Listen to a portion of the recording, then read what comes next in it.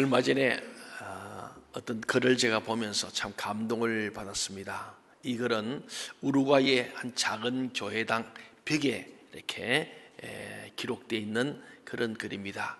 우리가 늘 하는 주기도문, 주님이 이렇게 기도해라고 가르친 그 주기도문에 대해서 다시 한번 자기를 반추하면서 또 우리에게 질문하고 반문하는 그런 내용에서 목사인 저도 첫 줄부터 자유롭지 못하고 참으로 정말 이렇게 기도만 할 게 아니고 이렇게 살아야 되겠구나 하는 생각을 가지면서 이제 다음 주에 우리 59주년을 맞는데 새로운 우리 교회의 60주년을 바라보면서 한번 우리 교우들이 더욱더 거듭난 인간이 되고 성숙한 신자가 되어지고 하나님 나라 우리는 천국 심으로 가면 좋겠다, 그런 마음으로 우리 함께 한번 이거를 읽으면서 한번 우리 스스로 자기들을 이 글의 거울에 나를 한번 비추면서 자기 자화상을 한번 확인하면 좋겠다 생각합니다. 한번 같이 한번 볼까요? 같이 읽겠습니다. 시작. 우루과이의 한 작은 교회당 벽에 이런 글이 적혀 있습니다. 세상 일에만 빠져 있으면서 하늘에 계신 아버지라고 하지 마라. 너 혼자만 생각하며 살아가면서 우리 아버지라고 하지 마라. 자기 이름을 빛내기 위해 안간힘을 쓰면서 아버지의 이름이 거룩히 여김을 받으시라고 기도하지 마라. 물질 만능의 나라를 원하면서 아버지의 나라가 임하시며 라고 하지 마라. 내 뜻대로 되기를 기도하면서 아버지의 뜻이 이루어지소서라고 하지 마라. 죽을 때까지 먹을 수 있는 양식을 쌓아두려 하면서 일용할 양식을 주소서 하지 마라. 누구인가 아직도 노여움을 품고 있으면서 우리의 죄를 사하여 주옵소서 하지 마라.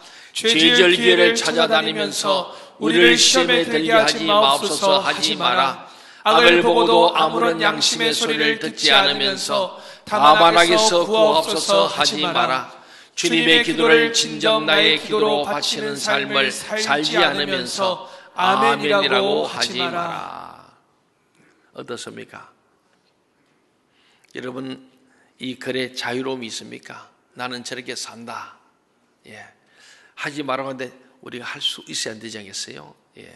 제 얘기는 우리가 말씀대로 주님의 가림대로 살지 못하는 제자되지 못함에 대한 하나의 우리를 한 도전적 질문의 글이 아닌가, 그렇잖아요. 세상 일에만 빠져 있으면서 하늘에 계신 우리 아버지, 과연 모순은 없는가, 합당한가?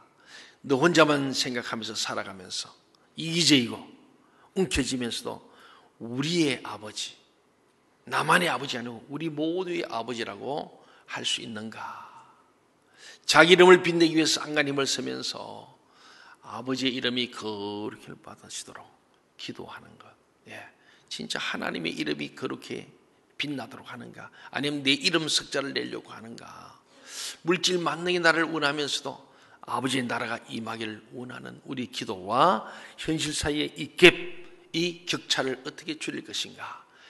또 내 뜻대로 되기를 기도하면서 아버지의 뜻이 이루어져서 정말로 아버지의 뜻이 이루어지길 원하는가? 아니면 내 뜻을 이루는가? 나는 교회를 위해 나오고 오늘도 이렇게 교회 오는 목적이면 내 뜻을 이루고 내 욕망을 채우고 내 야망을 이루기 위한 것은 아닌가? 진짜로 아버지의 뜻이 이루어지길 원하는가? 죽을 때까지 먹을 수 있는 양식을 쌓아둘 뿐 아니고 자식에게 몇 대가 물려줄 유산까지 만들어 놓고 있으면서 일용할 양식을 주옵소서, 이 말이 합당한가? 누구인가 아직도 노여움을 품고 용서하지 못하면서 우리 죄를 용서해달라고 기도하는 것이 옳은가? 하나님이 과연 그 기도를 들으시겠는가? 죄 지을 길을 찾아다니면서 우리를 시험에 들지 말게 해달라고 하는데 시험 들 일만 찾아다니고 죄 지을 일만 궁구하면서 그 기도가 우리 정말 하나님 앞에서 진실된가? 늘 하는 주기도문인데 악을 보고도 아무런 양심의 소리를 듣지 않으면서 악에서 구하옵소서. 악을 보고 악이라고 말하지 못하고 그 악에 묻혀 살면서 다만 악에서 구해달라고 주님의 기도를 진정 나의 기도로 바치는 삶을 살지 않으면서 아멘, 믿습니다, 그렇게 되길 원합니다 하지는 않는가 하는 우리를 향한 하나의 반문 같습니다. 이 글이 저와 여러분에게 메아리가 되어서 늘 울려지길 바랍니다. 그래서 진정한 그리스도인, 제가 오늘 제목을 진정한 제자의 길 그랬거든요.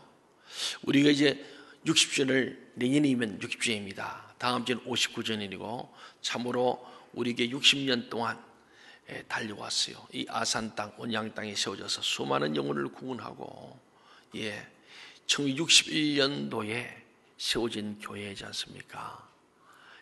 그러니까 우리나라가 참 전쟁 후에 어렵고 그랬는데 바로 5.16 혁명 후에 바로 61년입니다. 그러니까 정말 그 이순신 축제가 생긴 것 같아요. 61년대 박정희 대통령이 자기의 하나의 그 정식 멘토로 이순신 충무를 택하고 현충사를 짓고 그래서 4.28 충무 이순 행사를 61년부터 했기 때문에 우리 교회 설립 주간과 같아요. 그래서 원래는 이순신 성공 탄생 59주년이 되는 거예요. 제가 와서 해보니까 그렇더라고. 맞죠? 그렇더라고요. 또 제가 태어나서 한 3년이 지났기 때문에 제 나이하고도 비슷해요. 우리 교회가. 제가 조금 많아요. 참 우리가 60년을 맞으면서 저는 잠잠히 생각할 때 정말 우리 교회는 주님이 원하시는 바로 그런 교회인가, 그런 목사 우리 성도들로 우리가 구성되어 있는가, 이 교회가 정말 하나님의 뜻을 이루는 교회인가 아니면 사람의 뜻을 이루는 교회인가 다시 한번 우리 대책임질하면서 반추하면서 우리가 오늘 말씀을 함께 나누고자 합니다. 사랑하는 여러분, 정말 진정한 제자이라고 저는 오늘 제목을 전하면서 어쩌면은 이렇게 하지 마라 하는 이 얘기가 어쩌면 우리 진정한 제자에게서는 이렇게 해라는 거죠. 정말 우리가 하나님을 생각하면서 하늘에 계신 우리 아버지, 우리 교회가 정말 주님이 말씀하신 것처럼 이렇게 기도하고 이렇게 살아라 하신 명령을 우리 얼마나 삶으로 살아가고 있는가, 그렇게 살아갈 수 있길 바랍니다. 아멘. 저도 여러분도 정말로 주님이 가르친 기도, 이렇게 기도하라, 이렇게 살아라, 이렇게 행하라, 이렇게 말하라, 이렇게 사랑하라, 이렇게 섬기라, 이렇게 용서해라, 이렇게 축복해라, 이렇게 헌신해라. 그게 성경 말씀 전체잖아요. 그죠? 이렇게 살지 마라, 이렇게 살아라, 두 개입니다. 신명기 28장이 축복장이 그러는데 1절부터 14절까지는 축복 얘기 나와요. 근데 그 다음에 그렇게 하지 않으면, 이 말씀과 법도 윤리를 지키지 아니하면 저주를 받으라. 그게 4분의 3이에요. 근데 거기 보면 하라고 하지 말한데, 우리가 하지 말라는 얘기는 그렇게 하지 말고 이렇게 살아라 하는 말씀이죠. 그래서 우리가 이행명령과 금지명령 두 개예요. 성경은요. 이행명령은 그대로 이행하면 복이 되고, 금지명령은 안 하면 복이 되는 거예요. 동의하십니까? 아멘. 그래서 신명기에 보면은 전부 이렇게 하면은 말씀대로 살지 않으면 저주가 막, 경상도 사투리 쇳빛깔입니다. 확 깔려 있어요. 근데 그것을 주님께서는요, 우리가 진짜 저주받기를 원할까요? 저주에 이르지 말고 하나님 말씀대로 순종하여 복받으라 그럴까요? 그래서 성경은 전부 다 축복의 말씀이에요. 설교도 마찬가지입니다. 설교도 다 여러분 이렇게 살면 안 됩니다. 여기는 그렇게 살지 말고 말씀대로 살아서 뭐하라? 복받으라. 그래서 설교는 저주 설교가 없습니다. 치는 설교도 없어요. 쳐서 복종함으로 그들이 뜻대로 삶으로 뭐하라? 복받고 살아라. 불순종의 사람을 쳐서 순종의 사람 되어서 하나님 앞에 영광 돌리며 삶으로 하나님께서 약속하신 복을 받으며 이 땅에 살고 영원한 날에도 이르게 하는 거. 성경은 그래서 100% 축복의 말씀입니다. 동의하십니까? 설교 말씀도 여러분이 귀에 쓴소리든 단소리든 다 축복의 말씀이에요. 그렇게 살고 있다면, 그렇게 계속 살면은 복이고, 안 살았다면 바꾸어서 생각을 바꾸고 삶을 바꾸고 살면은 복이 되라는 거예요. 사랑하는 여러분, 오늘 본문에서는요, 예수님께서 제자들에게 이제 3년 공생을 마치면서 십자가와 부활에 대한 그런 말씀을 하고 있고, 그에 대한 제자들의 반응을 보는 거예요. 우리가 설교 말씀을 들으면서 내가 어떤 반응, 근데 그러잖아요. 믿음은 반응이다. 하나님 말씀을 읽고 들으면서 내가 어떻게 반응하느냐, 이 말씀대로 살아야 되겠다고 살면은 반응을 할 때 축복의 반응이에요. 하지 말라는 거 하던 거 끊어버리고 안 하고 가면은 그게 축복의 길인 줄로 믿습니다. 반응이 중요한 거예요. 그러니까 말씀을 듣고 반응이 없으면은 죽은 설교고, 여러분 오늘 예배는 실패한 거예요. 성공적인 예배는 찬양 가운데, 기도 가운데 하나님 앞에서 정말 내가 변화될 때에 우리 예배는 성공적이고 여러분은 복이 된 줄로 믿습니다. 그렇습니다. 오늘 본문을 세 단락으로 나눠보면요, 첫째는 30절로 32절을 보면은 예수님의 두 번째 순환을 예고합니다. 바로 예수님의 두 번째 이 순환, 십자가 지시고 죽을 것을 계시하시고 그에 대한 제자들의 반응이 있고요. 두 번째는 33절부터 35절에 보면 예수님의 제자들에게 가르치시는 내용인 진정한 위대한 뭔가를 말씀해 주고 있어요. 진정한 제자의 길, 참 위대함을 말하죠. 마지막 36, 37절에는 하나님을 영접하는 성김에 대해서 말씀합니다. 오늘 본문에 보면 이때까지도 제자들의 영적 눈이 감겨져 있었던 것 같습니다. 아직도 제자들이 영안이 어두워져 있고 귀가 닫혀 있어 주님의 말씀을 잘 보지도 못하고 듣지 못하고 깨닫지 못해서 자꾸 엉뚱한 짓을 하는 거예요. 우리 몸이 정말 볼 때요, 부활과 영광의 몸으로 변화될 수 있고 죄사함 받을 수 있는 길은요, 오직 예수님 자신이 고난받는 메시아로서 십자가를 짊어지고 십자가에 죽으셔야 됩니다. 믿습니까? 그렇잖아요. 근데 제자들은 예수님이 고난받는 메시아라는 사실을 좀 모르고 있는 거예요. 주님이 십자가를 짊어지고 죽는 것도 그들은 알지 못하고 거부하고 있는 겁니다. 그래서 앞에 있던 마가복음 8장에서도 9장에서도 다 십자가에 죽으시고 사흘 만에 부활할 것을 계시하는 것을 계속 반복적으로 말씀하세요.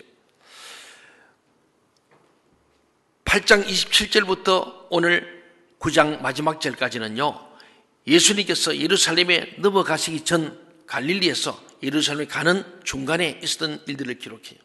계속해서 다음 배는 9장 계속해서도 이 얘기를 계속합니다. 또 십자가로 넘어가면 유대 지방을 통해서 예루살렘으로 가시는 이야기가 나오고, 그 예루살렘은 예수님에게 있어서 십자가를 지는 고난의 도시가 예루살렘입니다. 예루살렘은 고난의 도시. 그래서 예수님께서는 이전까지는 권세 있는 영광의 주님을 나타내셨지만은 이제는 예수님의 고난에 대해 말씀하고 계신 것입니다. 하나님의 시간, 소위 카이로스 타임이 다가왔기 때문이죠. 예루살렘에 올라갈 시간이 되었다는 걸 아시는, 예루살렘을 우리 신학자들은 3번 올라간 것으로, 어떤 신학이 2번, 어떤 분은 1번밖에 안 갔다, 이렇게도 말하고 있습니다. 많은 거기서는 좀 학설이 다릅니다. 어쨌든 지금 마가복음 9장에 나오선 마지막 가신 거예요. 이제는 전에는 갔다가 6월절 1년에 한 번씩 꼭 가 있으니까 갔다 왔던 것으로 돼서 3년간의 공생이니까 3번일 거다 이렇게 생각하지만은 어떤 면에서는 2번일 것이다. 실제는 만 3년이 아니고 만 2년 정도 되는데 횟수로 3년이다. 뭐 그렇게도 얘기합니다. 또 이 마지막은 확실하니까 한 번 간 건 확실하다 이렇게 보는데, 어쨌든 오늘 주님은 십자가지로 올라가시는 거예요. 그는 마음이 급하신 거예요. 그래서 8장 27절부터 십자가의 고난과 부활에 대해서 계속해서 지속 반복적으로 말씀합니다. 그래서 우리가요, 예수 믿는 우리는 하나님의 말씀을 지속 반복적으로 자꾸 듣고 훈련받아야 됩니다. 사랑하는 여러분, 우리가요, 주님께서도 오늘 예루살렘 가시면서 이제는 마지막에 생각하고 제자들에게 계속 8장, 9장, 10장에서 그 시간만 하면은 내가 이제 십자가에 못 박혀 죽는다, 그리고 삶 안에 부활한다, 계속 하시는 거예요. 내가 고난의 십자가, 저주의 십자가를 짊어지고 온 인류를 구원한다, 그러나 사울이 일어나서 부활한다, 십자가 부활, 십자가 부활 계속 반복 얘기합니다. 이 십자가 부활이 우리 신학적으로 케리그마의 복음이라는 거예요. 기독교의 핵심은 십자가에 있고 십자가의 신학과 부활의 신학이에요. 십자가를 믿는 자는 죄 사함 받습니다. 부활의 신학을 믿는 자는 부활합니다. 이 두 가지가 케리그마, 아주 양대산맥입니다. 여러분에게 십자가를 지남으로 죄 사함의 은총을 누리기를 주의 이름으로 축원합니다. 아멘. 주님께서는 이미 예수를 믿으면 죄 사함 받았다고 말해요. 사망의 생명 옮겼다 그런 말씀이에요. 그리고 예수를 믿는 자는 죽어도 살고 살아서 믿는 자는 영원히 죽지 않는다고 이것을 너희가 믿느냐? 그래 물으셨거든요. 여러분 예수를 믿을 때 십자가 부활을 믿으시기 바랍니다. 십자가의 신앙과 부활의 신앙을 믿는 자는 결코 두려움이 없습니다. 염려가 없습니다. 그렇잖아요. 십자가를 통함으로 죄사함 받는 우리가 죄사함 받고 내 죄 사함 받고서 정말 기쁨과 감사가 넘치는 거예요. 예수 앞에 나오면 모든 죄 사하고 그렇잖아요. 주의 앞에 나오면 죄 사함 받는 거 이게 얼마나 우리의 큰 사건입니까? 거기다가 죽어도 사는 영원한 부활과 영생의 소망이 저와 여러분이 있다면 두려울 게 없는 거예요. 오늘 진정한 제자와의 가르침 사역을 예수님께서 오늘 캐리그마의 복음으로 가르치는 내용입니다. 먼저 우리가 31절 32절 보면 두 번째 순환을 예고하잖아요. 예수님은 자신이 변형되신 모습을 변화사에서 보이시고 변화사 내려와서 산 밑에서 보내 귀신 들린 아이를 고치고 말 못하고 기먹게 하는 이 귀신은 나가라고 외치고 바로 할 수 있게 된 모습 아니냐. 믿는 자에 능치 못하고 아이 아버지에게 꾸짖어 말씀으로 내가 믿음을 꾸짖어달라 그러고 믿음을 더해달라 그러잖아요. 그리고 제자들이 무슨 믿어? 왜 우리 안 됩니까? 믿음이 없다. 믿음이 뭐냐? 기도가 안 돼서. 기도 외에는 다른 능력이 없다. 예, 믿음으로 기도할 때 그 기도는 능력이 나타날 줄 믿습니다.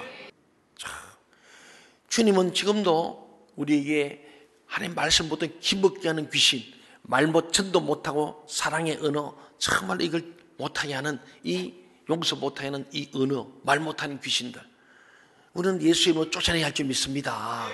오늘도 주님은 역사하고 계시거든요. 그래서 주님이 아이를 고치신 그곳을 떠나서 갈릴리 가운데로 지나갔습니다. 갈릴리는 예수님의 공생의 초기 사역의 거점이 된 지역이지만은 예수님은 이곳을 방문한다는 사실 아무에도 알리지 않았습니다. 왜냐하면 예루살렘 가는 여정에서 제자들에게 집중적으로 양육하고 멘토링하고 싶어서 또 소문난막 사람 찾아오니까 그래서 조용히 지나갑니다. 또 자신이 당할 십자가 죽음을 방해받지 않고 묵묵히 감당하시고 본인도 마음의 준비를 하기 위해서 그렇게 지금 갈릴리를 조용히 지나가시는 거예요. 하지만 제자들은 주님의 구속사역을 깨닫지 못했기 때문에 죽임을 당한다라는 말에 사로잡혀서 다시 사흘 만에 살아난다, 이 부활에 대해서는 생각도 못하고 묻기도 두려워했습니다. 사랑하는 여러분, 예수님과 사랑과 신뢰의 관계를 갖지 못하면 그 가르침은 나에게 두려움과 부담만 줄 뿐입니다. 깨닫지 못하면 두려워하도록 되어 있습니다. 모르면 두려운 거예요. 우리가 어릴 때 우리 고향 내과는 열심히 가서 목욕도 하고 막 풍덩풍덩 했거든. 그는 언제나 자신이 있어요. 그러나 다른데 수련회 갔을 때 좀 잘 모르는 강에 가면은 함부로 못 들어가는 게 두렵잖아요. 모르면 두려운 거예요. 예.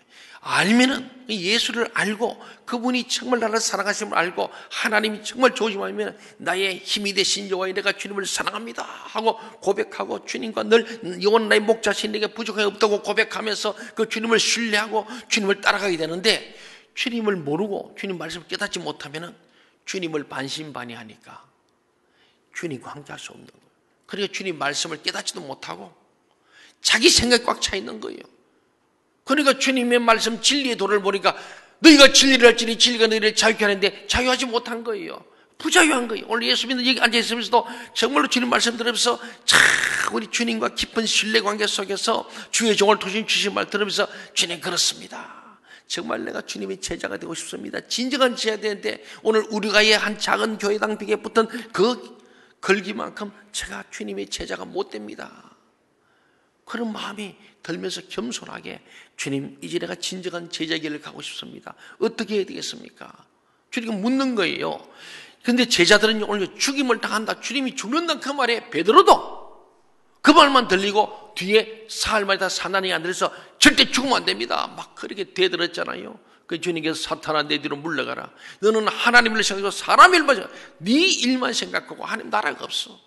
자기 일, 자기 생각만 하면서 하나님의 뜻이 이 땅에 이루어지게 되는 그런 거짓말 기도 좀 안 하면 좋겠다. 뭐 그런 얘기지 않습니까? 사랑하는 여러분, 예수님과 우리는 깊은 사랑과 신뢰의 관계를 구축해야 할 줄 믿습니다. 그래야 우리는 주님이 우리의 힘이 됩니다. 주님만 있으면 두려움이 없는 거예요. 내니 두려워 말라. 내가 너와 함께하리라. 볼지어다 내가 세상 끝날까지 너희와 함께하리라.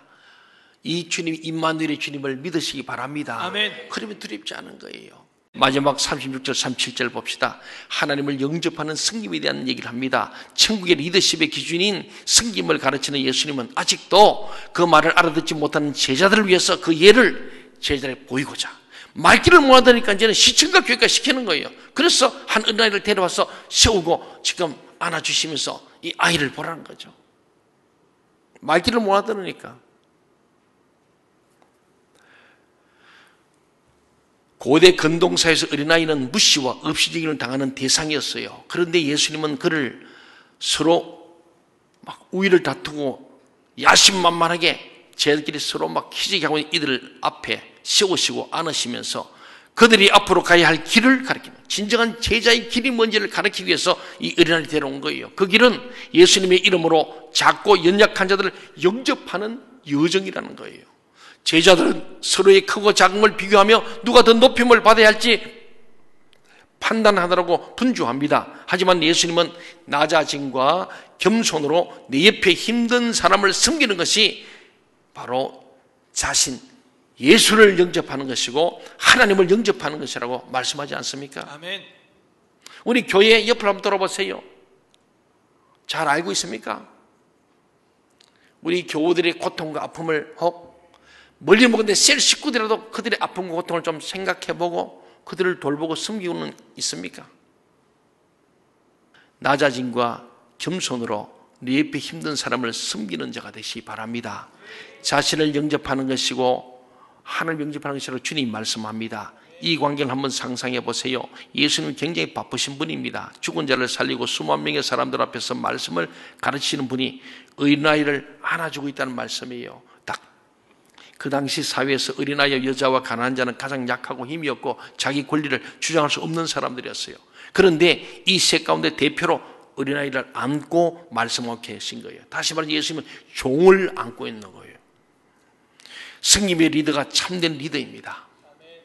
첫째가 되기 원한다면 먼저 섬기는 사람이 되어라는 메시지가 오늘 핵심이에요. 한번 겸손히 따라합시다. 섬김의 리더가 참된 리더다. 섬김의 리더가 참된 리더다. 첫째 되기 원한다면은 먼저 섬기는 사람이 되어라. 먼저 섬기는 자가 되어라. 우리 교회 다 그러면 된다면 이 교회가 바로 천국이에요. 아멘. 오늘 주님은 그런 교회를 찾고 계세요. 그런 교회에 위대한 사명을 주시는 겁니다. 인간의 마음속에는 누구나 인정의 욕구가 있습니다. 그래서 사람들 앞에서 일하는 걸 보여주고 싶어하고 높은 자리에 오른 사람은 성공스러워 생각합니다. 그러나 예수님의 기준은 달랐어요. 섬기는 사람이 진정한 제자, 리더가 될 수 있다는 교훈입니다. 자기를 부인해야 되고요. 자기 십자가를 지고 주님을 쫓아가야 돼요. 오히려 그렇지 않으면 주님 앞에 5달러 더 받고 게으른 자 되면 더 큰 책망이에요. 사랑하는 여러분, 사람들에게 의심을 받지만은 내가 예수님의 이름으로 영접해야 할 지체는 누구입니까? 우리 교회 안에도요, 사람들이 별로 인정 못 받는데 내가 섬기는 사람이 많이 있어요. 많이 있습니다. 돌아보고 그들 이름 없이 빛을 섬기는 자가 되시기 바랍니다. 그게 예수 믿는 거예요. 그게 리더예요. 그게 진짜 진정한 제자입니다. 사랑하는 여러분, 구체적으로 그를 섬기겠습니까? 한번 여러분 생각해봐요. 구체적으로. 오늘부터 한번 해보세요. 교회 설립 59년을 눈앞에 둔 생명신 동천교 성도 여러분, 우리 모두 진정한 제자의 길을 가기 위해서 말씀과 성령의 능력을 겸비한 섬김의 위대한 그리스도인들이 되시기를 소원합니다. 아멘. 기도하겠습니다.